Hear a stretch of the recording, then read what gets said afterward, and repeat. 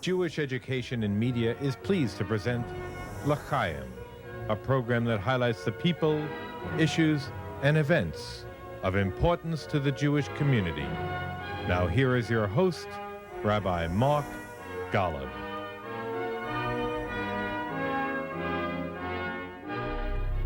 "2015, a year dominated by the full-blown eruption of a war of civilizations between a religiously fanatic ISIS, which seeks to impose an Islamic caliphate on the entire world through barbaric acts of murder and terrorism, and a year which, domestically, seems driven by a gaggle of Republican candidates all vying for the GOP presidential nomination, dominated, to the utter surprise of everyone, by Donald Trump.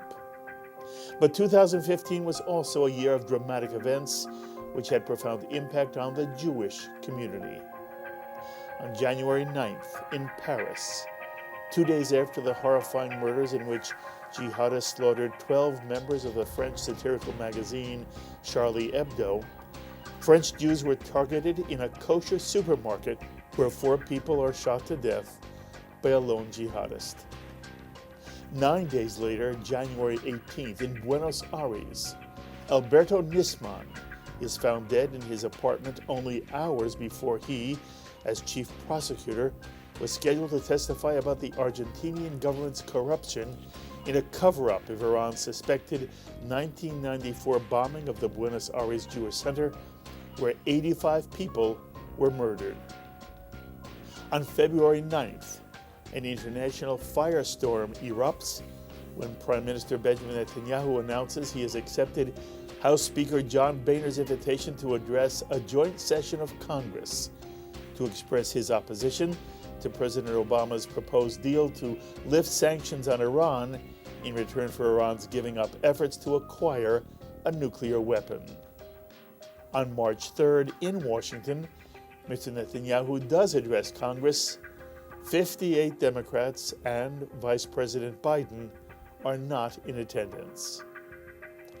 2 weeks later, in Israel, the political experts are proven wrong as Prime Minister Netanyahu wins re-election as Likud takes 30 seats in the Knesset and organizes Israel's new coalition government. The ultra-religious parties return to a position of influence as they are included in Mr. Netanyahu's coalition. In April, Secretary of State John Kerry's 9-month initiative to implement an Obama peace plan between Israel and the Palestinians ends in failure, a week after the Palestinian Authority and Hamas sign a unity pact. On July 14th, in Washington, Barack Obama announces a last-minute deal has been worked out with Iran, which he argues will prevent Iran from ever obtaining a nuclear weapon. AIPAC announces it will mount a lobbying effort to convince Congress to reject the deal.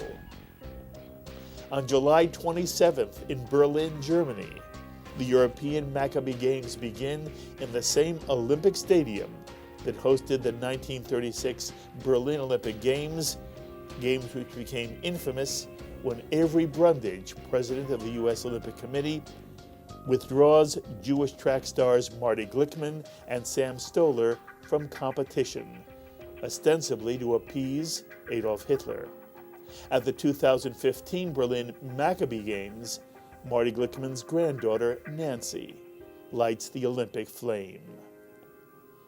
On September 11th, in Washington, the Iran deal is approved by the United States Senate.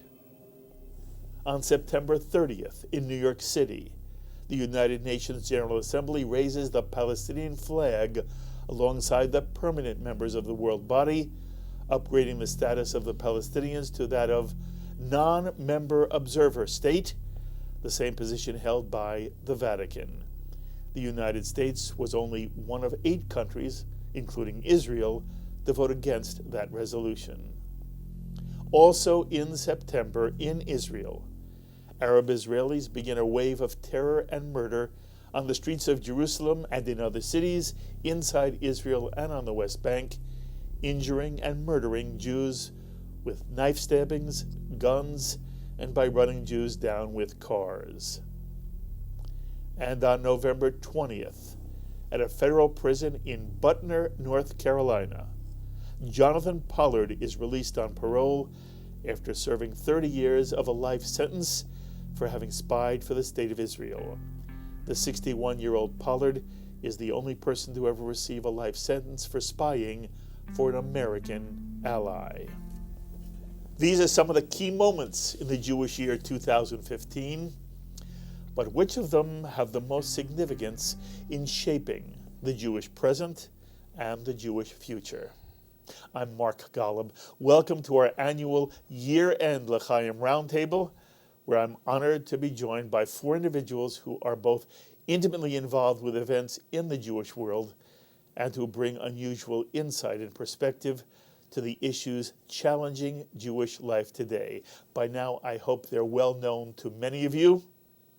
Steve Bayme is the director of the Contemporary Life Department of the American Jewish Committee and the AJC's Koppelman Institute on American Jewish-Israeli Relations. Rabbi Eric Yoffie is President Emeritus of the Union of Reform Judaism and is a columnist for Haaretz and a frequent guest speaker and scholar in residence in communities across America. Betty Ehrenberg is the Executive Director of the World Jewish Congress of North America.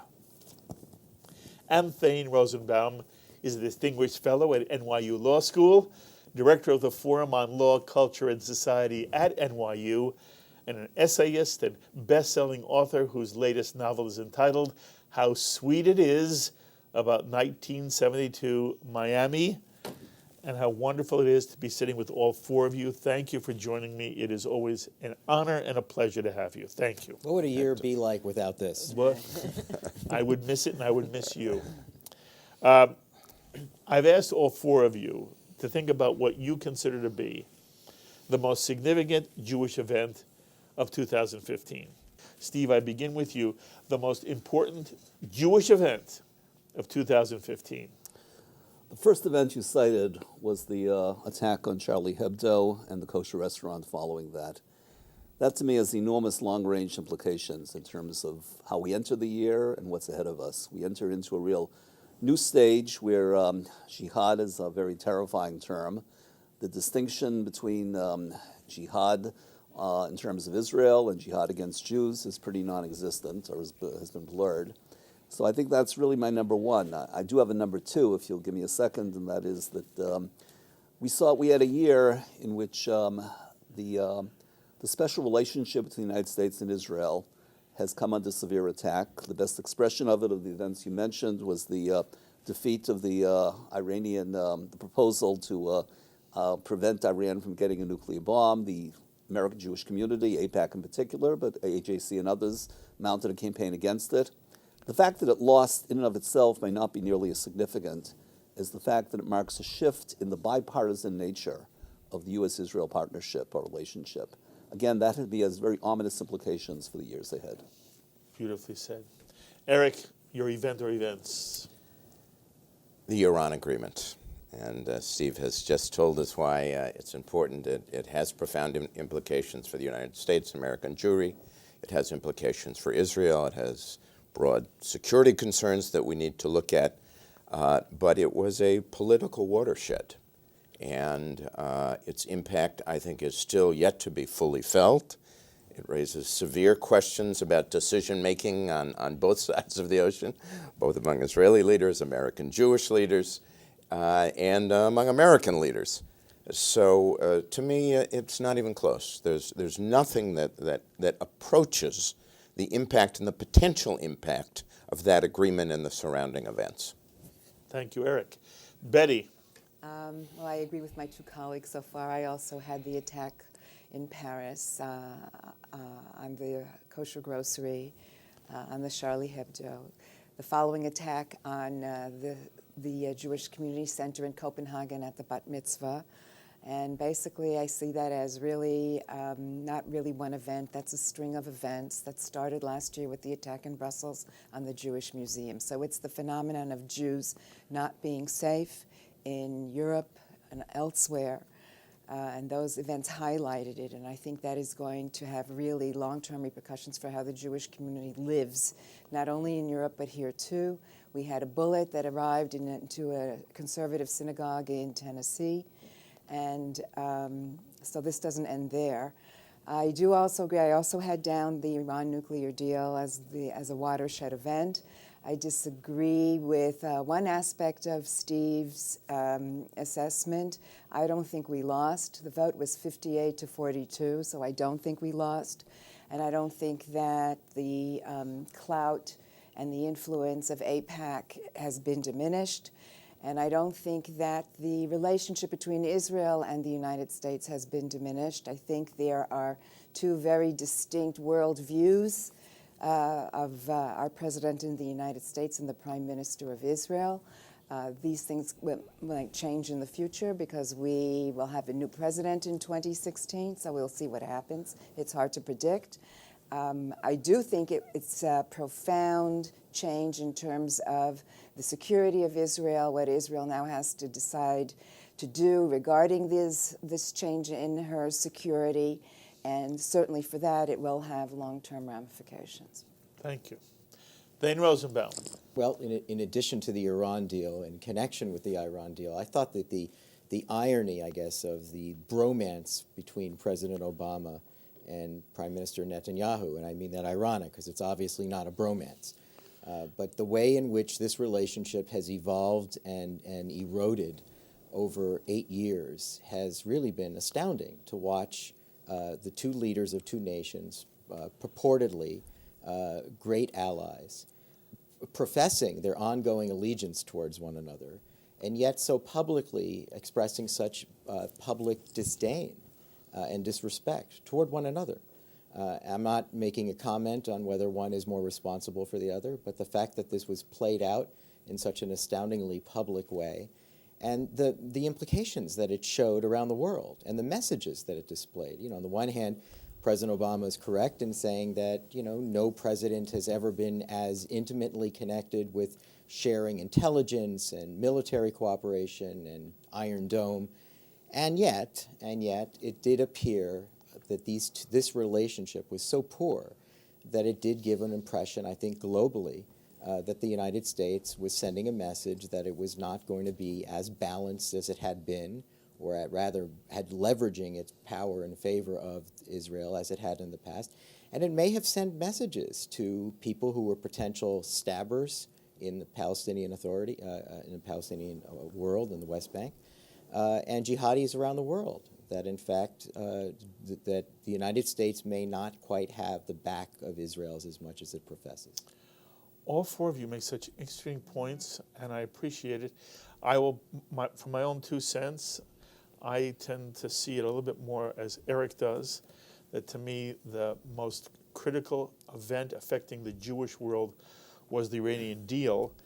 And while Charlie Hebdo and the kosher supermarket, and Charlie Hebdo did not seem to me to be a Jewish event. It seemed to me an event affecting world security, but certainly the kosher supermarket was a Jewish event. While that symbolizes for me the entire struggle that the West is now in against an element of the Islamic world, the extreme jihadist element, for me it looked as if the fact that the United States of America has decided to make a deal with Iran, which I am not comfortable with. And I remember some of you discussing this on JBS, on various programs. And I remember you made a very strong case that the problem was, what's the better alternative, and you didn't see one. And that was, I thought, a very important point to make. It was a different point than whether you're for it or against it. It became a question of strategy as much as ideology. When the dust is all settled, I continue to be convinced that it was a very bad deal for the West, for the United States, and for the State of Israel, and for our children and grandchildren. And therefore, for me, that's the number one. And so many things then flow, as all four of you have said, out of each of these decisions. I want to begin with the question of the extent to which you two disagree about whether it was a a victory or a loss, or not a victory but not a loss at the same time for the Jewish world that, in fact, AIPAC, which said it was going to stop the deal, did not stop the deal. And I don't understand how you don't see it as a loss in some way for AIPAC's prestige. And I wonder whether it exposed something. And again, I am a supporter of AIPAC. I'm there every year at the National Policy Conference. Full disclosure, I give money personally, my wife and I, to AIPAC. And I believe it's important that there be a Jewish organization doing what AIPAC does, engaging members of both the House and the Senate in a pro-Israel way. But I don't know that there is not a mythology to AIPAC, and the mythology was in some way tarnished when AIPAC made an issue that it was going to stop this deal, and it did not stop the deal. I think that, first of all, AIPAC is not Hakol Yachol, and it never was. I mean, it is a very strong organization. It is a very strong lobby. It has gotten through an amazing amount of legislation that has been pro-Israel over the years, that has seriously made a difference in the safety and security of Israel over the years. It doesn't mean that AIPAC has succeeded in everything. We lost, I'm saying we, the Jewish community. I would also include AJC in that campaign. We were not supportive of the deal. Most of the federations were not supportive of the deal, so I wouldn't single out AIPAC in this. And a lot of the organizations that were not supportive of the deal were vocal about it. Okay, and Jewish did work. federations were not vocal. I went to speak at the federations down in Florida. Every federation in Florida was vehemently against the deal, and I spoke to 1,500 people, all wearing a T-shirt, "America needs a better deal." Did the JFNA as a national body take a stand? I don't remember. It did not. It did not.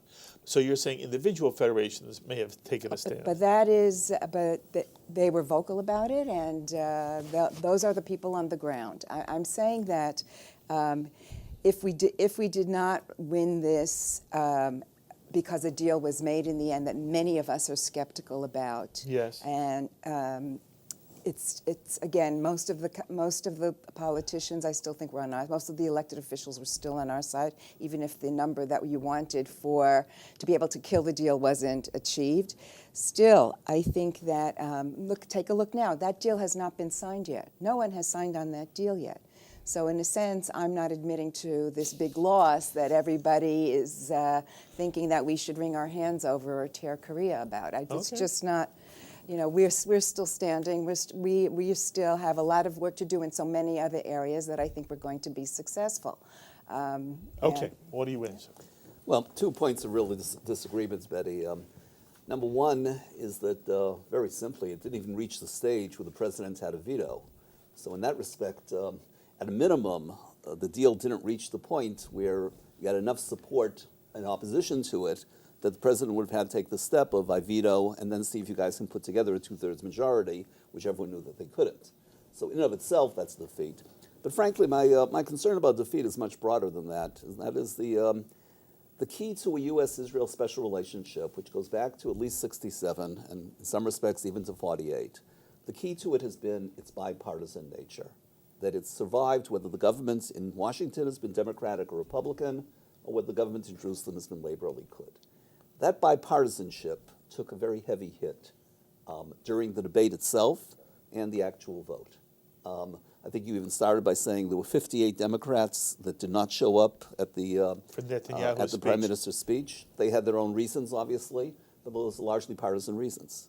So in that respect, I think the real defeat, aside from the terms of the deal itself, which keeps me up at night, but aside from the terms of it, the whole future of the U.S.-Israel special relationship, I think there are ominous implications here, which frankly I hope do not come to pass. Are you worried about the support Israel may get from Democratic legislators? If Israel becomes a Republican cause, that's a disaster in terms of the U.S.-Israel special relationship, not because I'm anti-Republican, Of course. but because it requires a bipartisan base. And how do you see it? I agree entirely with Steve's last point. First of all, I'm somebody who was critical of the deal as it was being negotiated, But then at a certain stage, as you've indicated, I said, we need to support this deal now because it's better than any alternative, and that remains my position. I think there's plenty to worry about, but that on balance, passing the deal is helpful to Israel, protects Israel, and the alternative, had we defeated the deal, would in fact have been, I would like to suggest, disastrous. I can talk about that if you wish. But the immediate question was its blow to our bipartisan support in Congress. Look, there were two critical moments in my view. The speech before Congress was a terrible mistake. By Prime Minister Netanyahu. By Prime Minister, a terrible mistake. I was in Congress after the speech, and I think I told the story. I had a chance to talk to some of the staff members. Congress people are very careful in what they say. The staff members said, disastrous, not because of differences on any particular aspect, but because they saw Prime Minister Netanyahu as being disrespectful to their president and to their party. And that in terms of the House in particular, we're talking about House staff members, they were furious. Thought it was an unnecessary slap in the face by the Prime Minister of Israel, irrespective of the specifics and the mechanics of the deal. The second critical point was when the Prime Minister of Israel had a conference call with 10,000, I think that was the number, American Jewish leaders from across the country. Through Federation and the President's Conference. Organized by them, but open to Jewish leaders in synagogues and so on, calling upon them to go to Congress and oppose their president. Now, if AIPAC decides to oppose the deal, that's fine, and that's their decision. Perhaps it was wise, perhaps not. There are many people who could have addressed that group and who should have addressed the group. The notion that the Prime Minister of Israel is calling upon American Jews to oppose their president, I think raises all kinds of questions that are politically ominous as we look to the future. And imagine, as a number of people had said, let's say Herzog or Lapid in Israel had decided that they were going to put forth some kind of resolution in the Knesset, and we're organizing a conference call not only for Knesset members, but for members of the broader public, and they had brought President Obama in order to speak against. What would our reaction have been? We would have been infuriated. We would have said that's inappropriate. We would have said that's not what the President of the United States does. I think that it was just a misjudgment. I think I understood that intense feeling about the Iran issue because of the security implications, but I thought politically it was mishandled, and the concern is among those who are not in the leadership. I think the leadership is very strong. Younger Democrats who have this sense that Israel, as Steve has suggested, is becoming a Republican issue, and it's being used as a club to hit Democrats over the head. After the president was reelected, he then went to Israel. And if I'm not mistaken, he gave a speech in Jerusalem in which he urged the young people, the young Israeli, to take a stand against the Israeli government. And there were many Jews who said, what right does the president have to go to Israel and do this? On the other hand, there were many Jews in America who felt, since they supported what the president was saying, hey, good for our president. Now, I continue to wonder whether, Churchill would have had the right to go on American television if he felt that Roosevelt wasn't strong enough and encourage Americans to do this, that, or the other thing. And so I'm ambivalent here. When Prime Minister Netanyahu had this conference call, and we carried it on JBS, and you and I are watching, it didn't occur to me that there was something inappropriate. I then heard the criticism, as you have articulated an example of it, and said to myself, you know what, there may be something to this. Maybe the Prime Minister could have come on, given his approach, without ever taking that last step, without ever saying, and by the way, I want American Jews. Now, it's not, but he never said, I want you to oppose the president, but in essence, that's what he was encouraging. So I find the fact that we're discussing this first on our year-end review to be very instructive, I hope the audience understands this. The Obama-Netanyahu relationship, and a lot has to do with this decision to come speak to Congress, has now dominated the first few moments here. And I do feel it represents something that you four have put your finger on. And we should understand how very important that dynamic and how concerned we all are with the Israeli-U.S. relationship. Any comment you have either to Eric's point, and my recollection was you did not oppose the Prime Minister coming and speaking to Congress. Am I right? Do I remember correctly? Absolutely right. No, I did not oppose it at all. In retrospect, do you think it was the wrong decision? No, I think he was totally appropriate to speak before Congress. How would you answer Eric's concerns? Well, let me just remind Eric as well, it wasn't just that Netanyahu conducted his own press conference with 10,000 American Jewish leaders.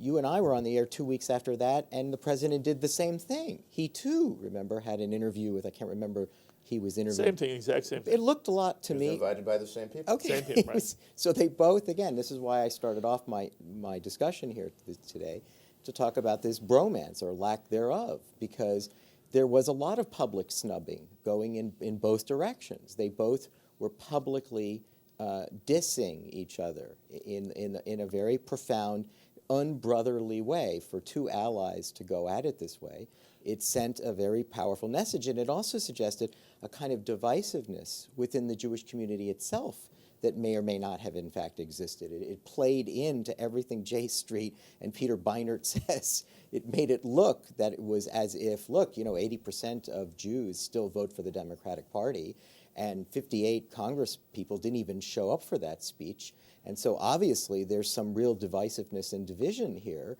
because the Jews are not united when it comes to Israel. Yes, but Eric's suggesting it's Netanyahu's fault. Yeah, well, he's the prime minister of a very vulnerable state, a state that's never had a day of peace, never in its region. It is clearly facing the greatest existential crisis of its history. And if he's invited to speak before Congress, I think that this is just silly. These are allies. And by the way, it's so interesting because this plays into the Pollard argument. Many people made the same argument on Pollard. For God's sakes, he spied, but he's our ally, and he isn't spying against us. There were people who made very similar arguments, right? This is a different kind of spy. And I would say the same thing. We saw for 8 years a president that wanted to appear more even-handed, who wanted to go to Cairo but not to Jerusalem, who wanted to address the Arab world directly, wanted to send, New Year's greetings to Iran. Didn't get him very much, but the idea that he was going to appear more balanced and objective when it came to America's response to the Middle East, and specifically to the Israeli-Palestinian conflict. But I do think that what we saw played out was open hostility. And I think that no matter how much the United States supported Israel over the last 8 years in the traditional aid format or through Iron Dome. Are you concerned for the future of bipartisan support? And that means at the moment, are you concerned that in the Democratic Party there will be less support for the state of Israel? Well, this is where I almost never disagree with Stephen Bayme. Almost never. But this is one where I think this is the beauty of the fact. Let's remember, we're not talking about Arab authoritarian theocratic governments here. We're talking about two democracies, the United States and Israel, two nations born out of the Enlightenment. These are serious nations. They're not jokes. And because they have democracy, despite what it looks like with Donald Trump's ascendancy, we will ongoingly have these conversations, and there will be new sets of leadership. And I do think there was a clash in two political cultures between Obama and Netanyahu. I mean, it's fascinating. I always thought, as a novelist, this is a novel or a play, because there's something about these two men. Obama's very strong anti-colonial sensibility, his very strong feeling about, supporting marginalized people.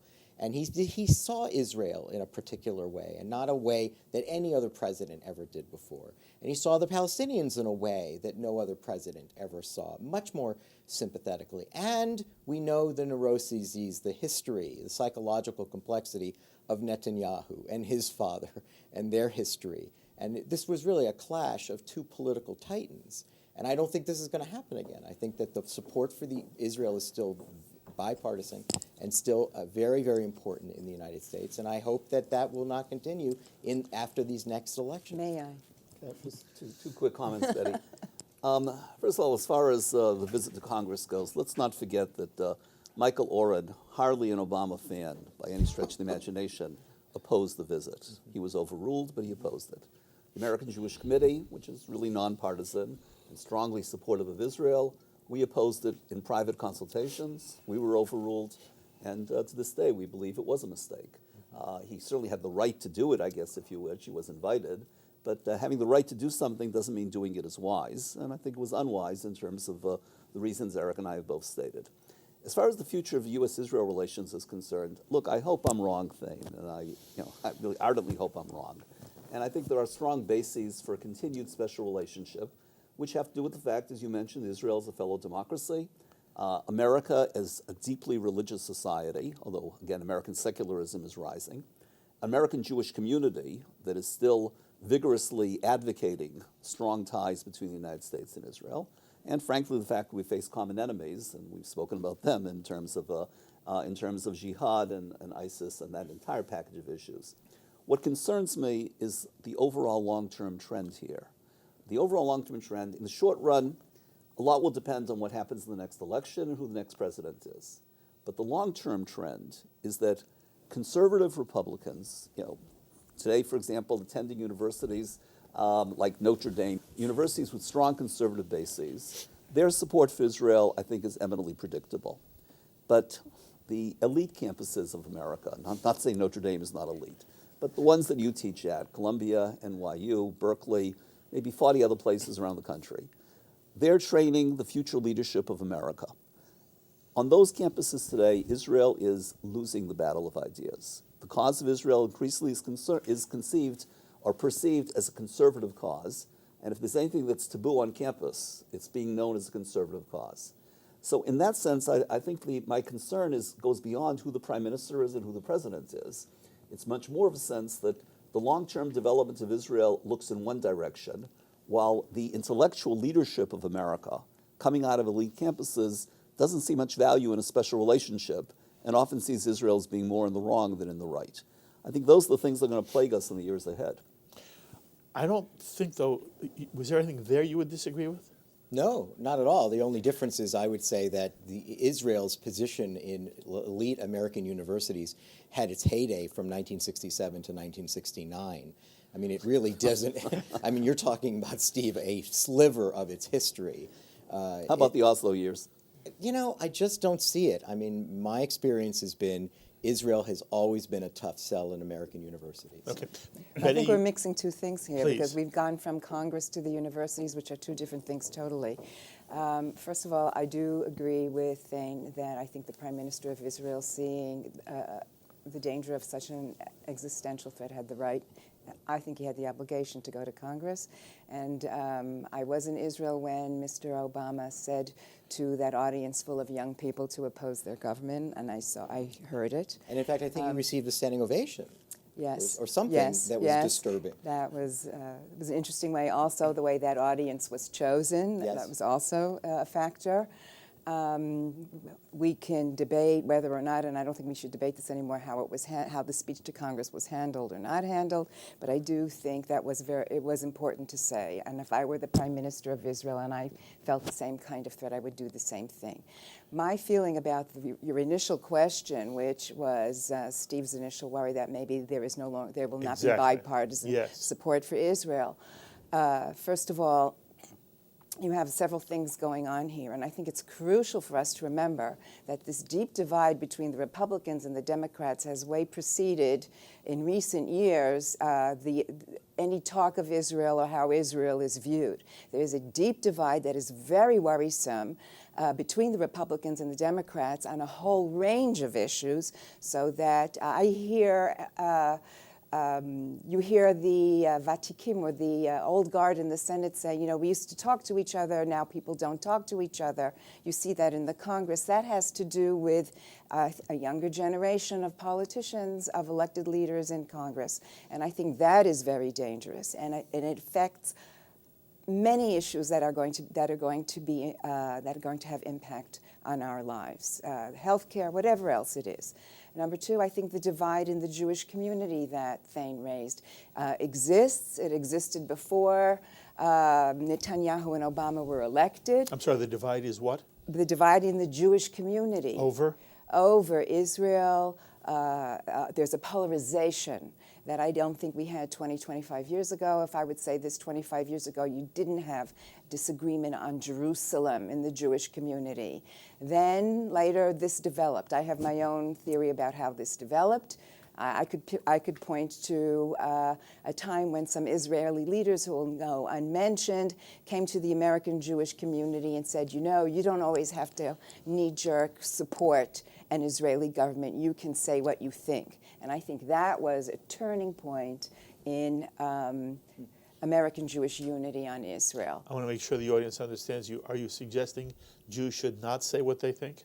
I think that Jews should say what they think, but I think Jews should work harder at trying to find common ground as regards Israel. And I find from American Jews disdain, sometimes even worse expressions towards Israeli officials from both sides. I find disdain and degradation, or that's maybe not the word, derogatory remarks from American Jews to each other from both sides. That is really destructive to our community, and I think this has played into it. This doesn't help us get vis-a-vis support for Israel from the community, and it doesn't help us vis-a-vis support for the kind of support we want to see from our government for Israel. Again, I want to remind all four of you the context of our discussion is, what are the events that will have impact on Jewish life going forward that come out of 2015? And so I find, again, it's very important for the audience to understand the four of you are concentrating at the moment for the extent to which things that happened in 2015 between Obama and Netanyahu and the U.S.-Israeli relationship, as it sort of emanated out of the Iran controversy, may have long-range impact. What's your sense as you hear the whole discussion? One quick point about the congressional speech, then I'll leave it alone. It was a tactical disaster. There wasn't an agreement yet. Senator Menendez, my senator, had put together a group of about 10 Democrats who were sympathetic to many of his concerns, issues that he wanted to get into the agreement. That was all going rather well. I was supportive of what he was doing because I thought he was raising good points. Republicans issue an invitation to Netanyahu. He accepts. That's the end of it. The Democrats rally behind their leader, as inevitably one would expect in those circumstances. And the Menendez effort to amend the agreement went away. I want to suggest that if you're thinking tactically about how do I improve this, again, we have to be smart. The key as we look to the future is Israel needs to be smart. And I think very frequently they're not. Our government often isn't smart as well. But this was a wonderful example of how that didn't work. The other point is, let's be careful about sweeping generalizations when we're talking about Republicans and Democrats. I think one of the more interesting things that we see it's true, the Republicans are very pro-Israel. That's a wonderful thing. Whenever any American politician is pro-Israel, that's a wonderful thing. We're seeing very significant differences that are emerging among the Republicans as to how they deal, for example, with the questions of terror. The leader on the Republican side, Mr. Trump, has made some interesting comments about Israel, which are difficult to understand. Is that because he hasn't thought it through? Is that because he has different sentiments than the rest of the group? We should clarify, because he spoke before the Republican-Jewish coalition, and he basically, in terms of the Israeli-Palestinian conflict, was surprisingly unsupportive of the state of Israel. Yes, exactly and precisely. He leads the Republican field. And, I mean, in addition to Rand Paul, who has obvious isolationist tendencies, but even others, Cruz and so on, it's a little unclear when you look at how they approach terror and how they approach ISIS and so on. This notion that they're all one group and that they're going to express precisely and exactly the same views, and that'll be applied to Israel, it seems to me to be a questionable assumption. We need to see how that plays out. And I do want to remind people that as much as I've expressed my concerns, Hillary Clinton has a very solid record on Israel. She's a good friend of Israel, well-established positions. So I'm very optimistic in that regard. But by and large, be smart as you approach both political parties. Okay, we'll take one. Israel needs to do I want to better. take one moment on Eric's narrow point. What he's saying is, it's just not smart. How do you answer? It wasn't smart, Thane. I think That's the point that they're making. Yeah, I don't even know what that means. Eric, I would say, if I'm Netanyahu, I know who's on the other side. And this guy isn't interested in our narrative. He's interested in another narrative, and that means I need to take it to the American people. I need to take it to the United States legislators to make them understand what this deal is really about and how dangerous it is for my people.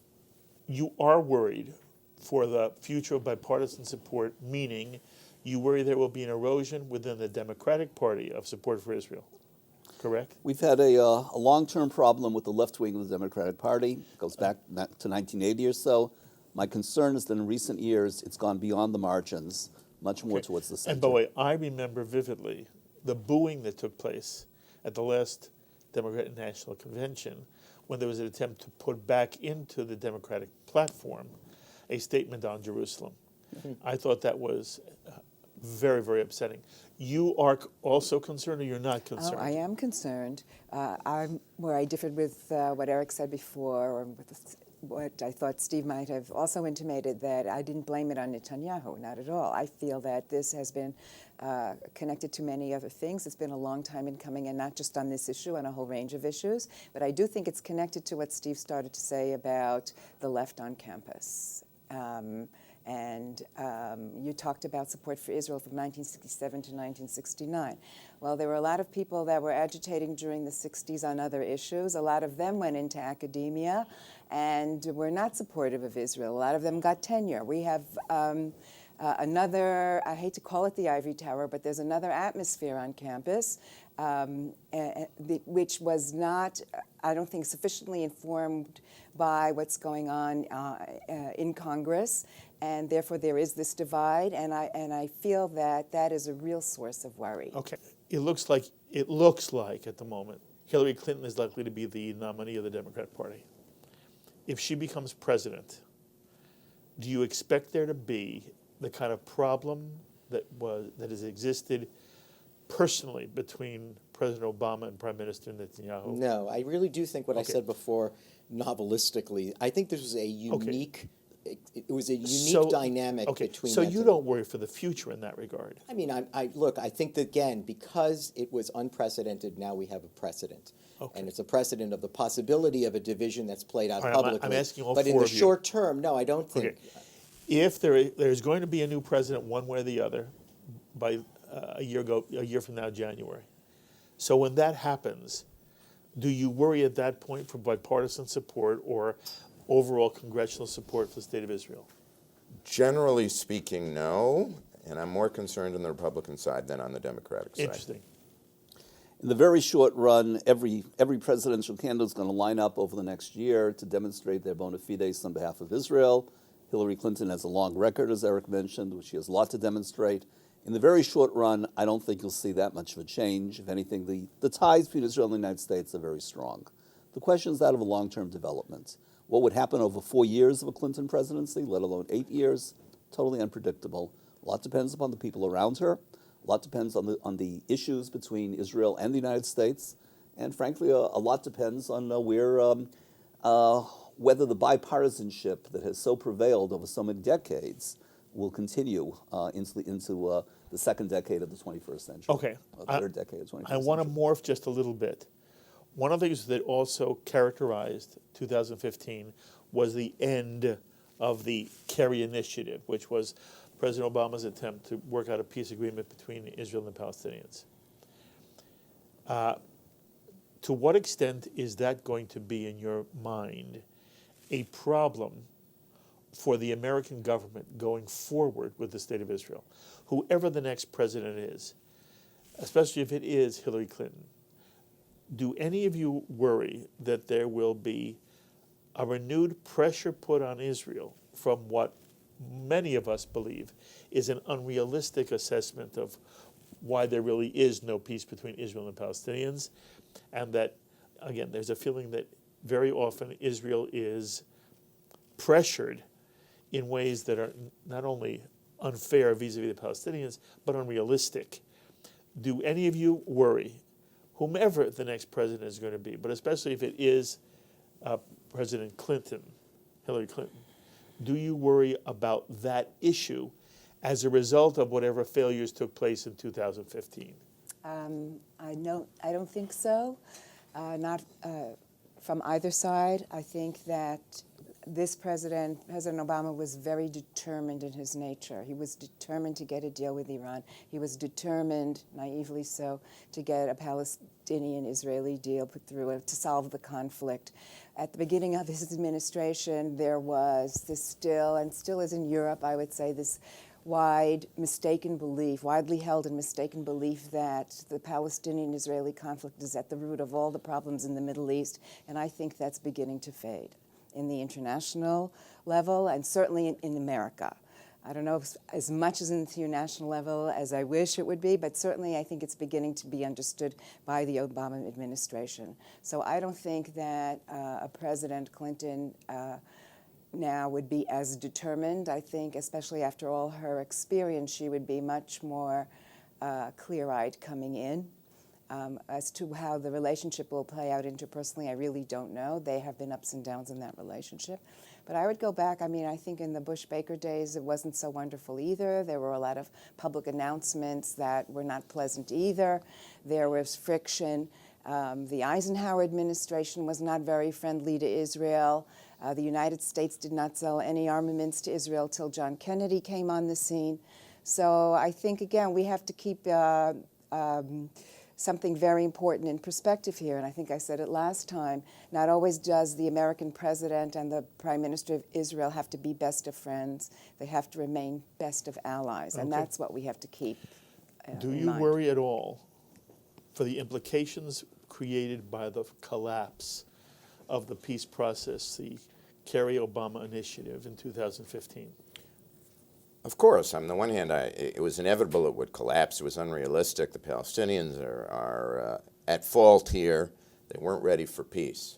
Having said that, as we look ahead, my view, often stated on this program, is permanent occupation is not sustainable, and that even in the absence of peace, what Israel does makes a difference. So is Israel going to be smart?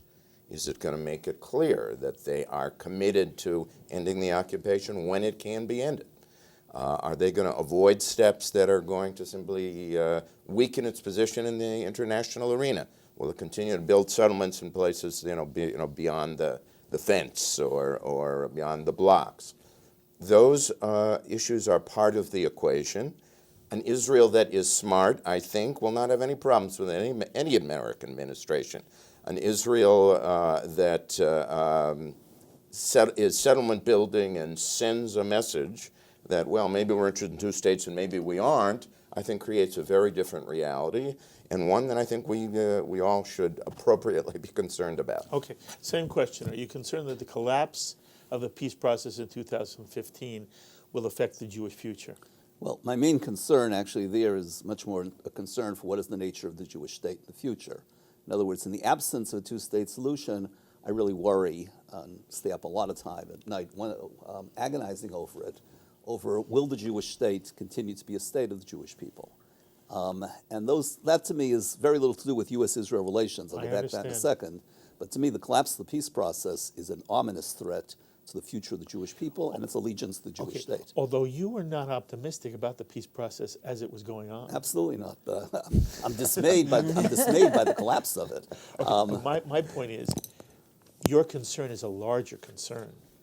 And the concern is what happens, how do we maintain a Jewish state if there is no peace in sight. Exactly, and exacerbated by the record of terrorism over the last 9 months and its resurgence, which poses an enormous threat to Jews living in Israel. So I have a lot of concerns about the collapse of the peace process that go beyond U.S.-Israel relations.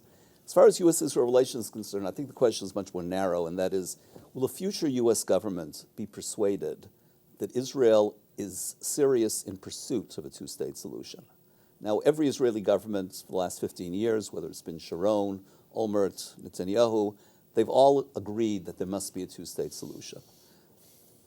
There's a lot of suspicion right now that the current Israeli government is not serious in pursuing it. Now, the answer obviously is, well, 70% of Palestinians don't want a two-state solution, which is obviously a major blow to the entire endeavor.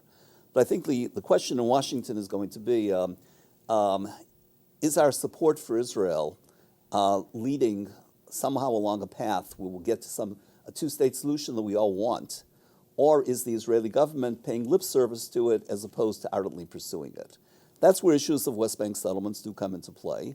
I don't think they're the ultimate existential issue, but certainly they cause a lot of hackles among policymakers who say we're supporting Israel, but we're not supporting a one-state solution in terms of Israel. Mm-hmm. Naftali Bennett obviously is a good example of the kind of politician who has an enormous following, a very significant following anyway, has a great deal of charisma, certainly has an audience here in America, but the specter of his policies suggests that a future Israeli government may not be as committed to pursuing a two-state solution as its predecessors have been. I mean, the future. I mean, Bennett says very clearly that Netanyahu can say what he wants, but this government is not committed to a two-state solution. It is not part of the coalition agreement, and that happens to be true. Now, the strong man in that coalition is Benjamin Netanyahu, who asserts personally that he supports it. But Bennett's point is correct. So I mean, one can reasonably raise some concerns as to where this government stands in that regard. How do you see it? Oh, it's so hard to read. I'm not trying to get out of this, okay. But I feel that, look, they've been saying all along that there is no partner. We might have thought that years ago Abbas would have been really sincere about a two-state solution or coming to some kind of agreement. I don't think that's true about him anymore. I don't think he's done anything to show it. Do you worry that the United States will continue to pressure Israel unfairly? They might. They might. Okay. And what about Eric's point that there is a coalition government right now, and there are strong elements in that coalition government that are not committed to a two-state solution? I don't think they're not committed to a two-state solution totally. I think they're not committed now to the two-state solution because there's no partner. I don't think they are ultimately, Israel, all the parties in Israel, as far as I can understand, or as far as I remember, have said that they are willing to make a peace deal if for a genuine and lasting peace. We have heard that over and over. They have made concessions, and the very governments that Steve mentioned have made those very concessions, concrete concessions.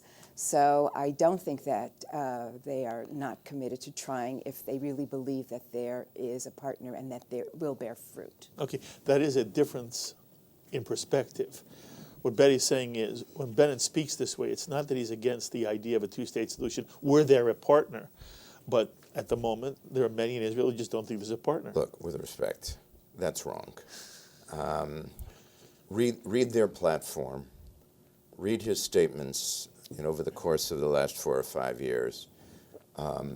Most Israelis support a two-state solution. I personally believe that when the possibility presents itself that Israel will embrace it, but the party of Naftali Bennett does not support such a solution, and he personally does not support such a solution, and I think the record demonstrates that as clearly as can be. Okay, you get to wrap it up here, part one of our discussion. Love that spot. Love that cleanup spot.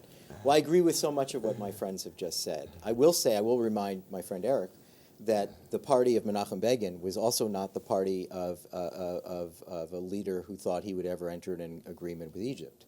And so despite, you're right, Bennett says what he says and his platform is what he says, but if there was an Arab leader with the charisma and the power and the intention of a Sadat, he might feel differently. And I think that that's something we're not seeing. I think Betty's quite right. I mean, the one thing that the United States, under the Obama administration, has failed to utter is the phrase, the Palestinians do not appear to be interested in nation building. They're very interested in using the words Nakba. They're very, very interested in talking about olive trees. They're very, very interested in talking about the right of return. They're fascinated by these subjects. But nation building doesn't seem to be very interesting to them at all. And if we could just get, for the love of God, somebody in the Obama administration to use those words to say, we can pressure Israel all we want about settlements, and you and I know, I've been on this show for years, I'm not a fan of the settlements at all. I would have dismantled them years ago. But let's not blame this on the settlements. It's not the settlements. There's something deeper going on in the Arab mind, in the Palestinian Arab mind, about from the river to the sea. Okay. And this has to stop. Okay. And until this stops, there's simply no partnership. There's nothing, we're beyond worrying about this. At the same time, I want to say that what Steve said initially is quite right. We all should spend our sleepless nights worried about the demographic challenges in Israel because it's a ticking time bomb, because we're really racing against the clock. I agree 100%, and that's worthy of an entire roundtable discussion of a different nature. What does it mean for us to have a Jewish state in the 21st century? And I would love the four of you to address that at some point, but not in a year-end review. But you didn't answer the specific question. Are you worried for American pressure in 2016, after a new president is elected, put on Israel? No, I'm not. Okay. I'm not. Okay. I mean, I really think, again, I think that what we saw with the Obama administration was unique to him. And I'm not saying there aren't others like this, but I'm saying there was something about him that it was very, very important to think of Israel as a colonial power in the Middle East. And it's such a twisted, warped way of seeing Israel in the world that I can't imagine another political leader on the horizon thinking that way. Okay. We're putting a semicolon here only because of the clock. But the nice thing about it, this is just part one of our year-end L'chaim Roundtable. I hope you join us next time. The panel will be back to join me. We'll discuss other issues and key moments and people of the Jewish year 2015, especially as it affects the Jewish future and 2016. Until the next time, for Steve Bayme, Betty Ehrenberg, Eric Yoffie, Thane Rosenbaum, I'm Mark Golub. L'chaim, my friends, to life.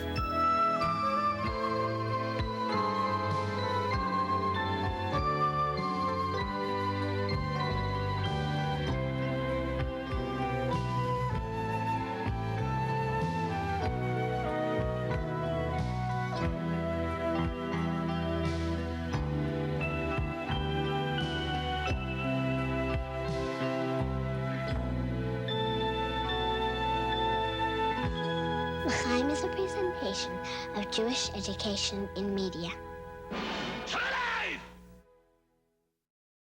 We would be pleased to send a complimentary DVD of this program to anyone who wishes to support JBS, the Jewish Broadcasting Service, with a tax-deductible gift of $36, double chai or more, to the nonprofit organization Jewish Education in Media. Simply visit the JBS homepage and click on the Donate button to make a donation by PayPal or your credit card. And please indicate the program for which you would like a DVD. Or you can send your tax-deductible check made out to GEM, Post Office Box 180, Riverdale Station, Bronx, New York 10471. And again, please remember to indicate which program you would like to receive with our compliments. And we thank you for your kind support.